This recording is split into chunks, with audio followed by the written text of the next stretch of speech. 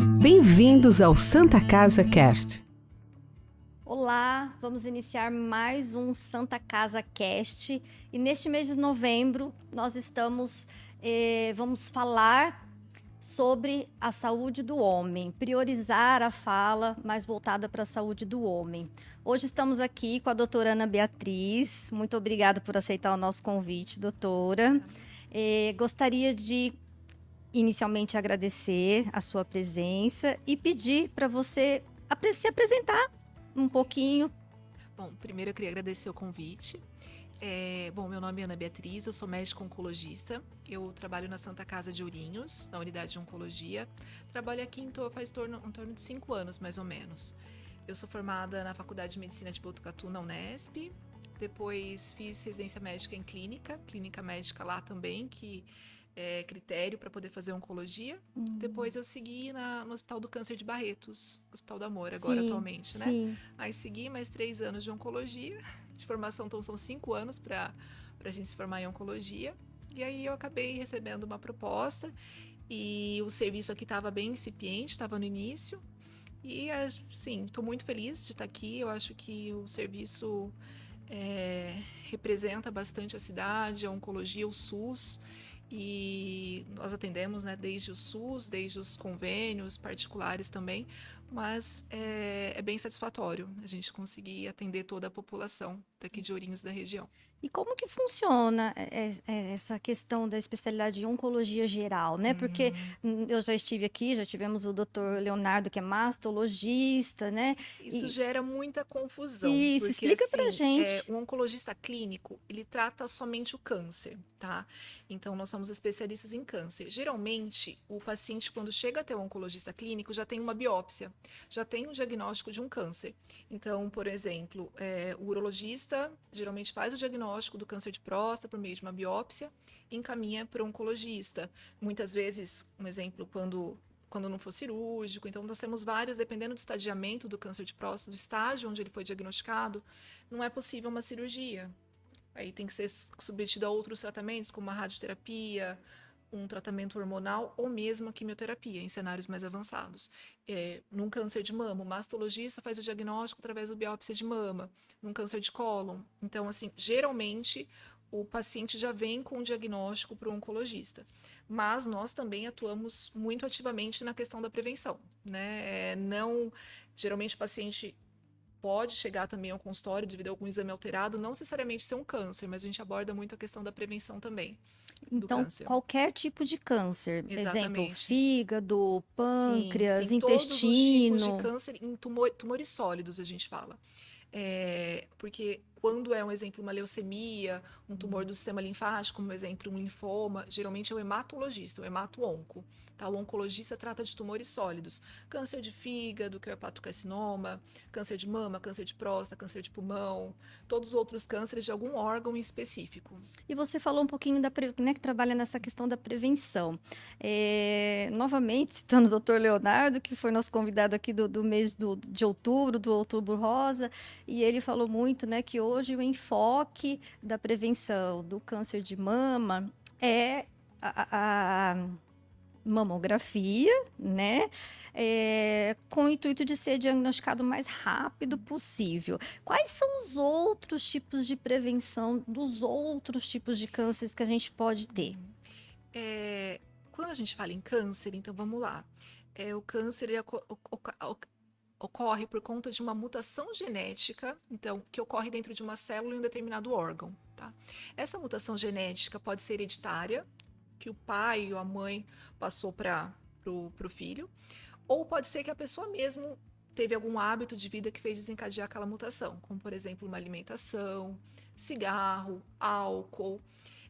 A maioria dos casos de câncer, como muitas pessoas acham, não é por conta hereditária. Em torno de 10% a 15% no máximo é hereditário, transmitido de pai para filho. Nossa, é baixa a porcentagem, Isso. né? Em torno de 40% está relacionado a algum hábito de vida. Um exemplo, o sedentarismo, como causa levando a fatores de risco para o câncer, o etilismo, o cigarro, a exposição solar, por exemplo, para o câncer de mama. E 50% é o acaso, o que a gente fala esporádico, que a gente ainda não tem uma causa definida para aquele tipo de câncer. Então, quando a gente fala em câncer, a gente fala em prevenção primária, que é a prevenção para a gente tudo que a gente faz para a gente não ter o câncer.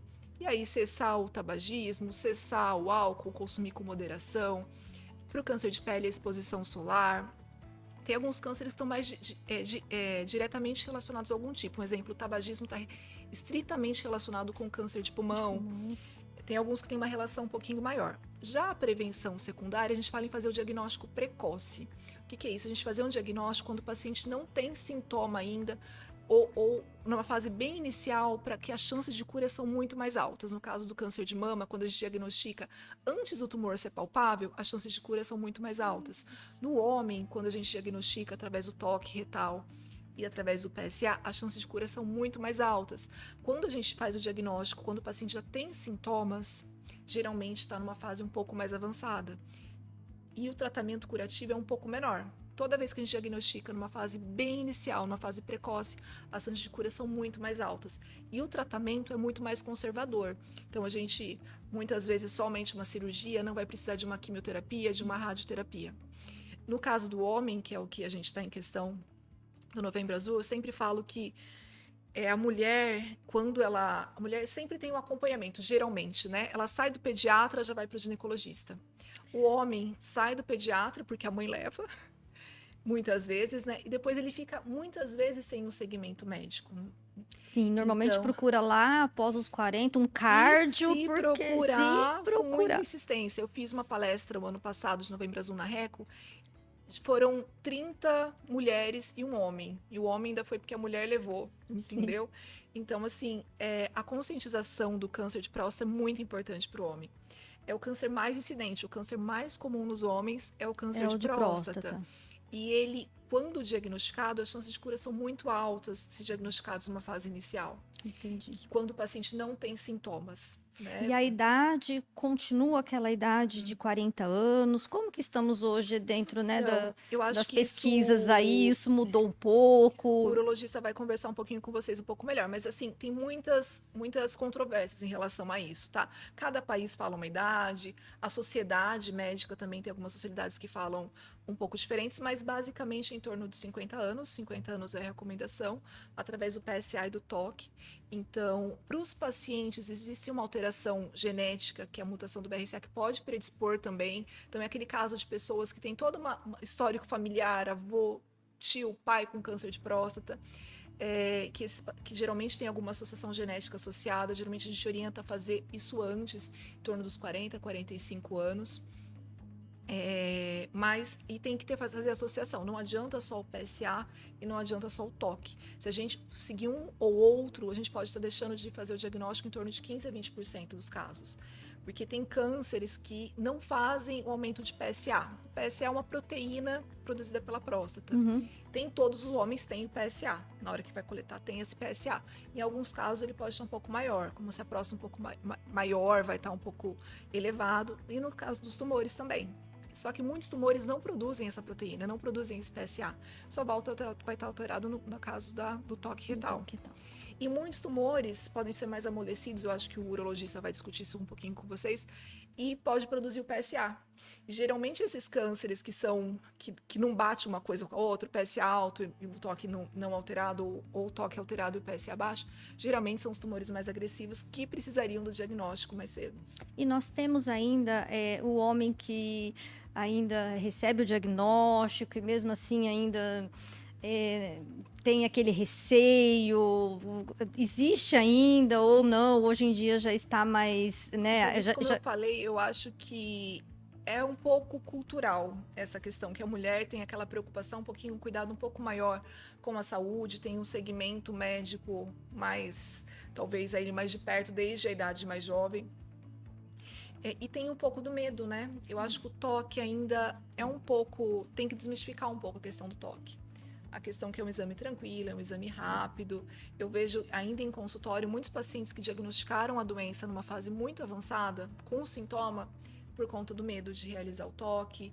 Falta de informação ainda existe muito, eu acho que vem melhorando muito, e assim, eu fico muito grata como oncologista por conta disso. Sim. Que vem se falando mais em câncer, né? Vem se usando mais o termo câncer antes.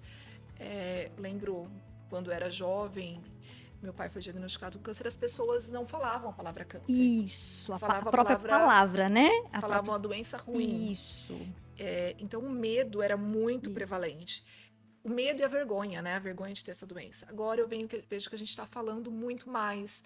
Os pacientes que estão tratando, que estão em tratamento, inclusive artistas, eu acho muito legal eles colocarem isso na mídia, porque isso vai se tornando mais aberto à questão da prevenção, principalmente, abrindo essa discussão mais em público, e eu acho extremamente importante. Esse foi um dos principais motivos do nosso podcast aqui, do Santa Casa Cast, né?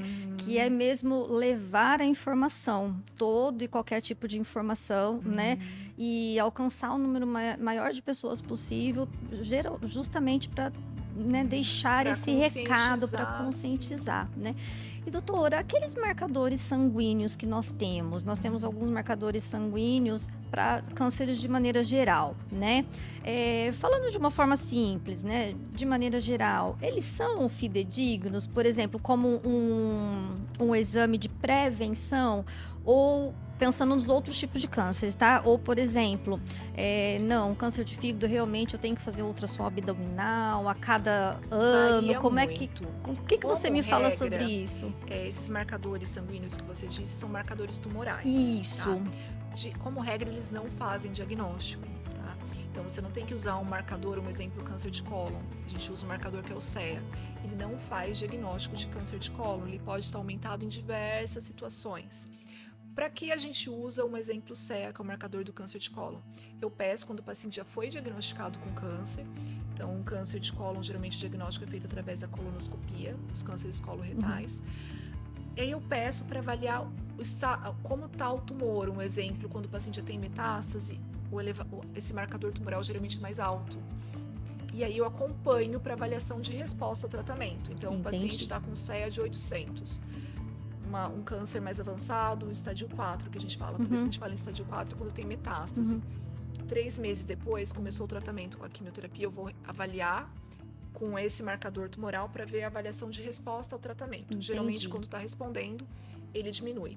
Mesma coisa o PSA, paciente que é um marcador do câncer de próstata. Isso. Da mama, a gente tem o CA 15.3 também, mas também não faz diagnóstico. No caso do câncer de fígado, do hepatocarcinoma, o alfa-fetoproteína pode sim ajudar no diagnóstico. O alfa-fetoproteína elevado, junto com o exame de imagem, com imagem bem sugestivo de um tumor do fígado, do hepatocarcinoma, ele pode fazer o diagnóstico e a gente consegue começar o tratamento. Com o PSA também, muitas vezes conseguimos, mas tem que ter outras coisas, exames de imagem, sugestivo, toque. Eu tenho alguns casos de paciente que eles começaram com performance tão ruim, assim, eles estavam tão debilitados para fazer a biópsia que não conseguiram fazer a biópsia, mas um PSA muito elevado, tudo sugerindo. Entendi. Mas o ideal sempre diante de um câncer é a biópsia, e somente alguns casos específicos. O câncer de cólon com CEA elevado eu não faço tratamento, mesmo porque a gente tem diversos tipos. E não dá pra gente, sem biópsia, é muito difícil a gente iniciar Tem que localizar mesmo localizar, onde está o tumor. E ele não tô com CEA elevado, tô com câncer, não. Calma. Isso é importante, né? Eu vejo que muitas vezes muitos colegas acabam pedindo os marcadores tumorais. Isso gera tanta angústia no paciente, desnecessariamente, porque a gente já sabe isso, que não faz diagnóstico. Agora, se você está pensando no diagnóstico, um exemplo, um câncer de pâncreas, que é um CA 19.9, o paciente já tem algumas coisas sugestivas, tudo bem pedir direcionado para aquilo, mas pedir de rotina, junto com um hemograma com glicemia, marcador tumoral, não é legal. Isso gera mais angústia para o paciente e não faz o diagnóstico. É isso que eu queria, esclarecer, para realmente, às vezes até exame desnecessário, custo desnecessário. Exatamente. Você onera um sistema que não é necessário. É muito melhor, um exemplo, esse onerar com um exame que comprovadamente, como exemplo a mamografia, comprovadamente diagnosticar numa fase que não é palpável através de uma mamografia, aumenta a sobrevida daquele paciente. Então, um exame de imagem agora, do que esses exames que né? E a pergunta que não quer calar, que todos fazem, né? É o exame, na verdade, de toque? Tem algum outro exame de imagem? Eu posso fazer uma ressonância? Eu posso fazer uma tomografia para não fazer o toque? Porque essa é uma pergunta que todos fazem. Hoje em dia, nós temos algum tipo de ressonância que me Olha, livra de passar pelo exame pelos do toque? guidelines, é um exame preventivo. Então, assim, o ideal são esses exames que foram avaliados de rastreamento como triagem para o câncer de próstata. Entendi. Pensar em fazer outros exames, a gente tem que pensar também que é o que a gente falou, Custo? custo, tá, para um sistema público de saúde, porque isso a gente está falando em avaliação populacional, né, Sim, para todo mundo. sim. Então, os exames são esses. É que nem a da questão da mamografia. Posso fazer uma tomografia em vez de uma Uhum. mamografia? É, A gente já tem exames mostrando exames mais baratos, exames que título de população já tem uhum. mostrado que são eficientes. Então, acho que a gente tem que descomplicar um pouquinho menos. Sim, sim, Não é? né? Porque às vezes é um exame mais caro, um acesso muito mais E a difícil. resolução, e enfim, não é para aquilo, não é específico para Exatamente, aquilo, exatamente. né? Deixa aquele exame para quando você passar com um especialista. Por exemplo, no caso de um câncer de próstata, a gente tem alguns sítios que são mais comuns de metástase, por exemplo, o metástase óssea. Uhum. Então, geralmente o paciente vem para mim com PSA, com uma biópsia, a gente complementa. Então, o paciente vai ser complementado com os outros exames em algum momento. Então, para Mas avaliar já no algum. caso do tratamento ali, do acompanhamento Exatamente, já do tratamento. exatamente. Quando já passou por um serviço mais especializado, né? A avaliação populacional são aqueles exames mesmo que Uhum. são que é a indicação. E sintomas, doutora? Vamos pensar um pouquinho nos sintomas. Nós falamos um pouquinho da prevenção, vamos pensar um pouquinho nos sintomas, né? Eu tenho um câncer de próstata, eu tenho sintoma ali, né? Claro que inicialmente a gente sabe que nem sempre tem os sintomas. Mas eu, homem, o que que eu posso me vir de alerta em relação a sintomas? Existe ou não? O ideal é sempre a prevenção. Buscar antes dos sintomas, né? Então, a idade que a gente conversou, procurar para fazer os exames preventivos, porque se for diagnosticado, a gente vai estar diagnosticado numa fase que ainda não tem sintoma. Geralmente, nessa fase, o tratamento é muito mais conservador, muito mais tranquilo. O toque consegue, desculpa interromper, mas o toque Pode. consegue pegar nessa fase bem inicial, assim como uma Então, muitas vezes mamografia, não, por isso que a gente fala dessa questão do do PSA junto. associado, né? Por Entendi. isso que a gente fala dessa questão da associação. É, Mas sintomas em Sintomas, relação a assim, sintomas. Geralmente, quando tem sintomas, geralmente a doença é um pouquinho mais avançada. Então, o ideal não é procurar nos sintomas. Mas é super importante saber dos sintomas também, que é a questão como envolve a próstata, então a noctúria, né, que é o homem costuma acordar mais à noite para urinar. O jato mais fino, mais fraco. É, dor em região pélvica, baixo ventre, mas geralmente são mais sintomas urinários. E quando a doença está um pouco mais avançada, então pode ter se relacionado, um exemplo, se tiver uma metástase óssea, então o paciente vai ter dor óssea, aí relacionado ao sítio onde a doença também já envolveu. E o tratamento, doutora, hoje? Nós estamos aí, né, com Hum, avanços na questão de tratamento. Avanços, eu quero dizer, químios mais leves, não sei se é químio, se é rádio, enfim, cada caso é um caso, mas nós temos hoje, ó, né, que nem hoje nós sabemos que de mama tem a químio via oral por 5 anos após, né, já uma uhum. redução aí, né? E para a próstata, nós temos já esse avanço, né? Porque A eu penso que é um oncologia avanço, né? Que foi um vem melhorando muito em relação ao tratamento. Muito. Então, há alguns anos atrás, basicamente, a gente tinha cirurgia, radioterapia ou a castração, que é a retirada, a orquiectomia ou injeções para diminuir a produção de testosterona. Basicamente, o câncer de próstata ele avança às custas da testosterona, que é o hormônio masculino. Então, algum tempo atrás, basicamente era isso, tá? Se o paciente era diagnosticado numa fase bem inicial, a avaliação era avaliada pelo urologista para a questão da cirurgia. Logicamente, eles avaliam outros fatores relacionados ao paciente. Se o paciente tem condições de fazer a cirurgia, comorbidades, se algum problema cardíaco, diabetes, eles vão avaliar se o paciente tem condições para a cirurgia ou não. Tendo condições, muitas vezes o caso é cirúrgico. Muitas vezes a gente também vai partir para a radioterapia, Uhum. Quando a doença é mais avançada, basicamente antes o tratamento era só a castração. Ou a gente fazia orquiectomia para tirar os testículos, ou a gente fazia injeção, que é uma hormonioterapia, para bloquear a produção de testosterona. Atualmente, isso aumentou muito. Que bom. E tinha a quimioterapia, que eu esqueci da quimioterapia, desculpa. Pacientes com doenças mais avançadas, metastáticas, iam para quimioterapia. E aí a quimioterapia com todos aqueles efeitos colaterais que a gente sabe. Sempre é um pouco agressiva, não tem Geralmente a como, quimio né? para o câncer de próstata tem alopécia, que é a queda de cabelo, tem queda de imunidade, aumenta o risco Sim. de qualquer tipo de infecção, náusea, vômito. Mas agora ampliou muito. Então a gente tem várias terapias anti-androgênicas, que a gente fala periféricas, que são comprimidos. Então, assim, a gente tem vários tipos de comprimido. Então, assim, melhorou muito. O tratamento oncológico, sempre falo que está muito personalizado. Então, direcionado para cada paciente. Então, a gente está tendo muita terapia via oral, Ai, que bom. terapias-alvo direcionadas para aquele tipo de câncer. Então, vem melhorando muito. E com isso também os efeitos colaterais. Um exemplo, agora, em primeira linha, geralmente eu passo comprimido para o paciente, com resultados melhores. Então, esses pacientes vão viver mais, com melhor qualidade de vida. Comprimido que você toma via oral, sem queda de cabelo, sem náusea, com alguns efeitos colaterais, lógico, mas bem menos pronunciados que uma quimioterapia. É porque a própria doença em si já é, né, dolorosa por si, Sim. né, pelo nome, como você comentou, hoje já é bem melhor, mas mesmo assim é um período difícil para o paciente. E aí vinha com aquela terapia muito agressiva, né, que aí o psicológico já estava abalado e vinha com aquela terapia agressiva. Aí realmente a gente via assim que o paciente desmoronava, né, literalmente, a gente ali da nutrição, da ponta ali. A quimioterapia ainda, principalmente no cenário público, ainda é o tratamento padrão, tá? Para diversos tipos de câncer.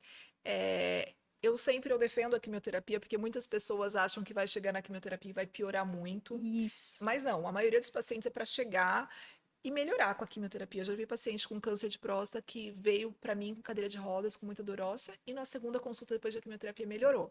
Mas, logicamente, a gente tem os efeitos colaterais, Sim. então eu não posso negar também que existem.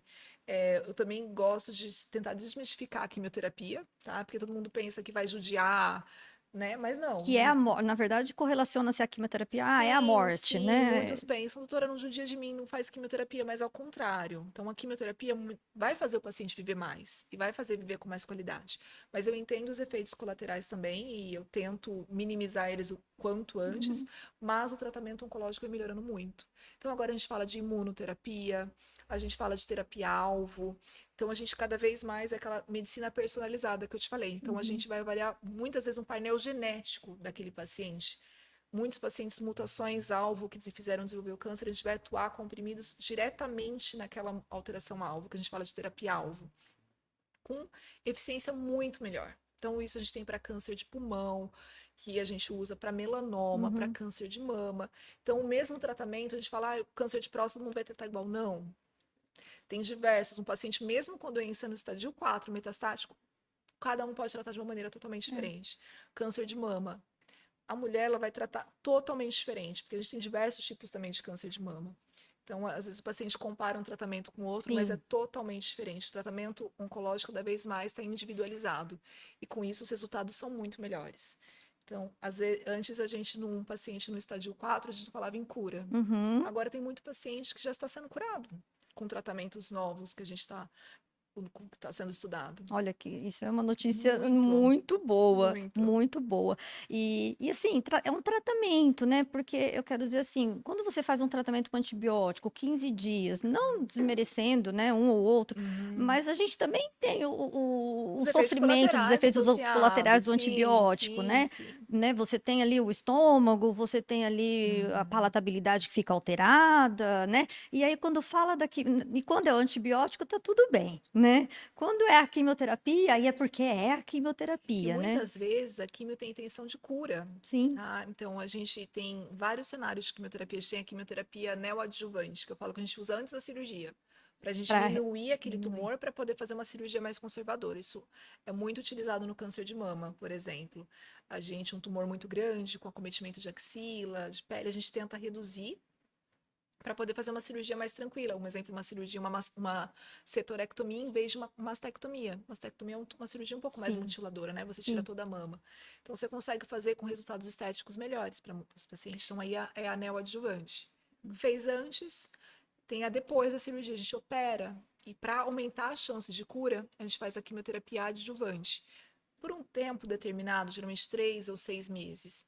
E aí também tem a quimioterapia paliativa, né? Quando a doença já é um pouco mais avançada, aí o tratamento é um tratamento mais contínuo, né? Que nem um tratamento para pressão, eu sempre comparo. É uma doença Sim. crônica, então é que nem a pressão, diabetes, você Diabetes. sempre vai estar tratando. Sim. Então, eu acho que é importante a gente conversar sobre isso e ver que não é um bicho de 7 cabeças. Desmistificar um pouco, Exatamente, né? exatamente, Desmistificar, porque o psicológico é tudo, né? O psicológico para o paciente é tudo, né? Então, se ele pensa exatamente. que aquilo ali é igual à morte, ele vai, E né? é sempre importante o acompanhamento multiprofissional. Então, eu sempre coloco oncologia. Eu não sou oncologista sozinha, eu não Sim, consigo fazer um tratamento sozinha. sim. Então, eu preciso ali de uma enfermeira para entender também os efeitos no centro de infusão, porque a quimioterapia não é feita com o oncologista do lado. Ela é feita num centro de infusão, com toda uma equipe de enfermeiras oncológicas. A nutricionista é Sim. extremamente importante, então tem dietas para Principalmente antes, né, doutor? Eu falo principalmente tanto da antes. nutricionista antes, né?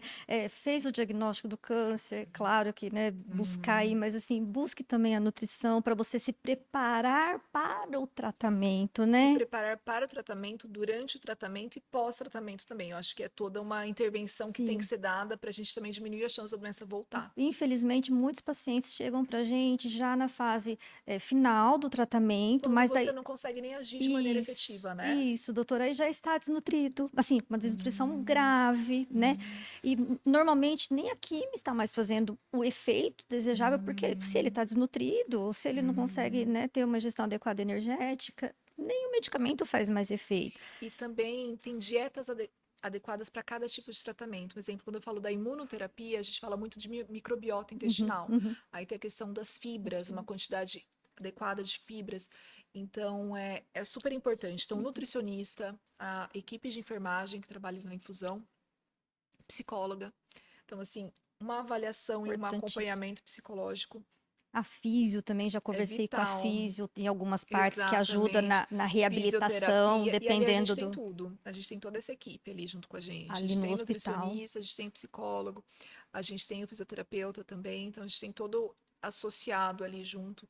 Temos um assistente social também, que dá esse aporte Esse para os aporte. pacientes que estão precisando de um. Porque também a gente trata ali, né? Em casa também precisa desse tratamento. Então Sim. tem que ter ali um suporte social Nós também. temos pacientes que não conseguem por si só lembrar do horário do medicamento, enfim, ter Exatamente. uma rotina, isso nem com um medicamento simples, diário aí, de diabetes, né? Muito menos. O paciente oncológico ele tem que ter muito. O tratamento não é só ali.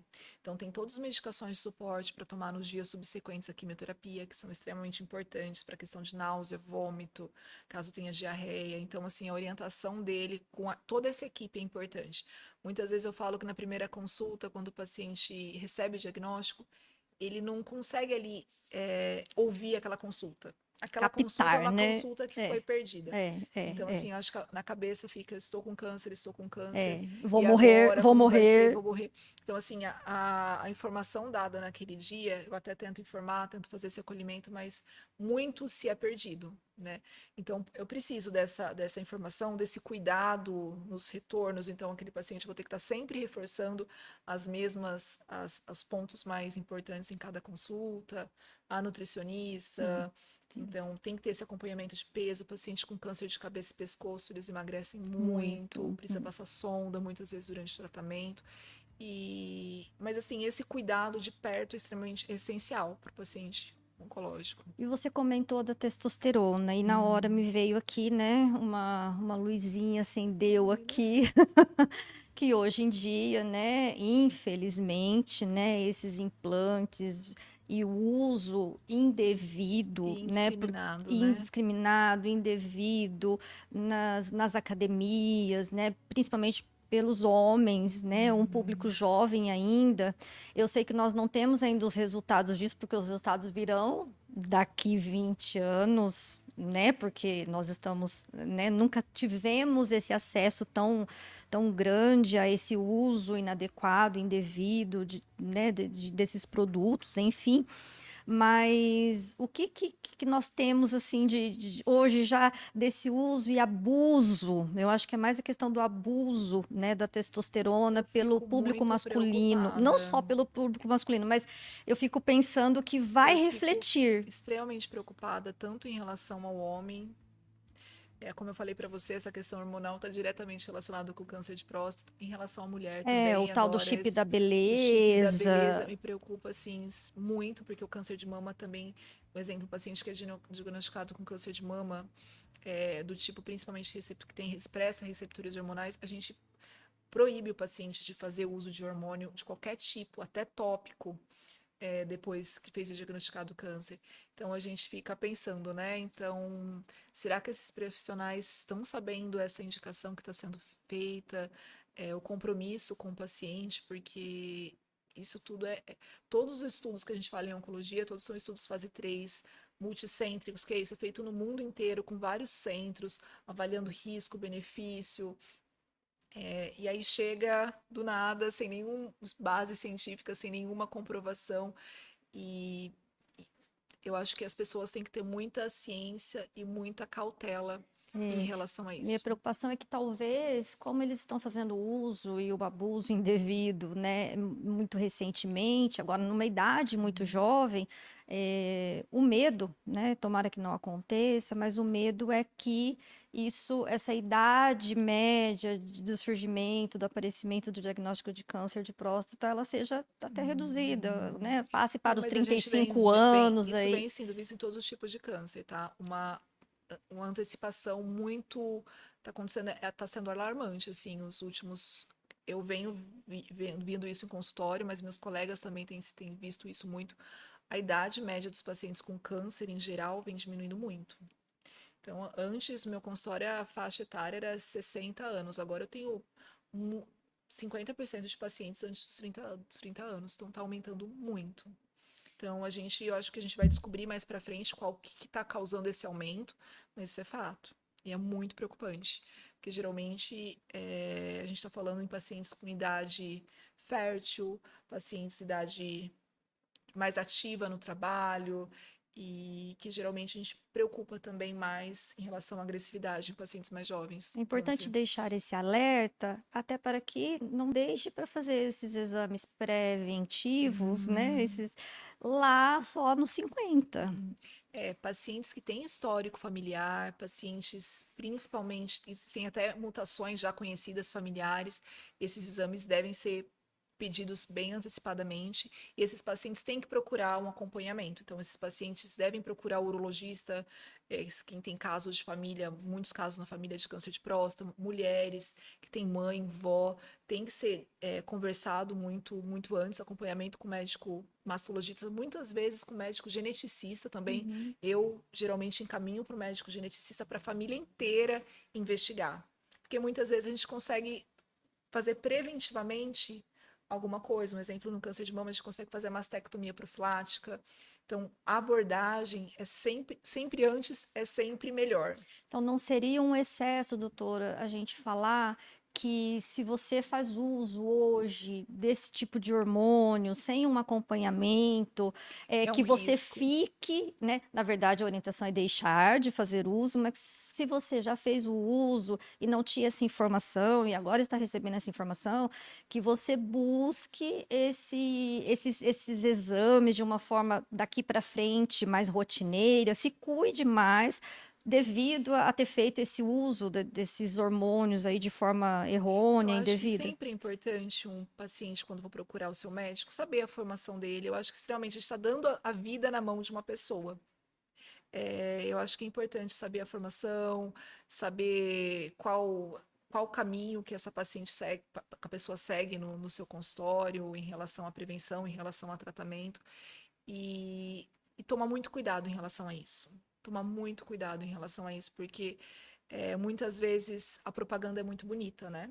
Mas tem que se atentar muito. Então, hoje eu vi um vídeo de uma médica falando que não existe câncer de mama, né?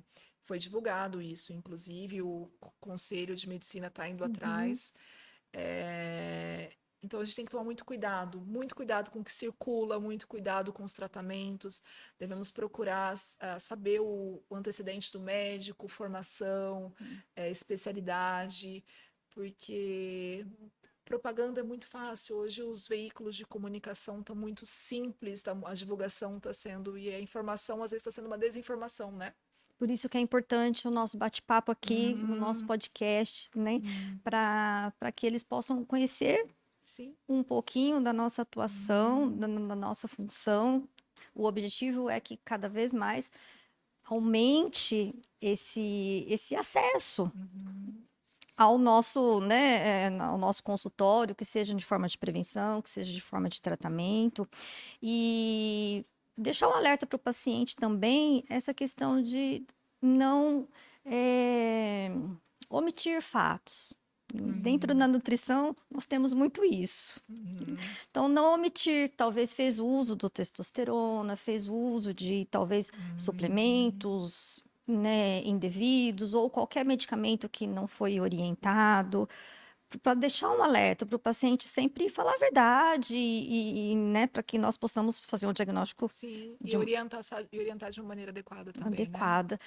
Nós estamos encerrando o nosso momento Santa Casa Cast, nosso podcast. Eu gostaria que você deixasse uma mensagem. Gasguei aqui. Gostaria que você deixasse uma mensagem, né, relacionado ao Novembro Azul. Eu acho que a mensagem que eu tenho para deixar é a importância do diagnóstico precoce, da prevenção, né, da desmistificação do câncer como um todo. Então, é sempre importante a gente fazer o diagnóstico numa fase avançada quando não tem sintomas. As chances de cura são muito maiores se o diagnóstico for realizado. Então, o medo tem que vencer. Porque a saúde é extremamente importante e a prevenção é o primeiro passo para a saúde. Tem um ditado antigo, né? Não fica procurando que você vai achar. Mas esse ditado hoje ele tem que ser revertido, né? Se você achar, você vai achar numa fase que você vai ter cura. Busque que se você achar, você, né, tem chances aí de cura. E foi muito bom essa conversa e saber que a cura está acontecendo de uma porcentagem maior, porque é o que nós buscamos, profissionais da saúde, né? Exatamente. Que os nossos pacientes sejam curados e estejam aí ativos, né? Muito obrigada. Obrigada pela participação, foi muito bom. O convite fica estendido para outros podcasts, porque o assunto tem muita coisa para a gente levar de orientação para as pessoas. Muito obrigada. Obrigada. Muito obrigada.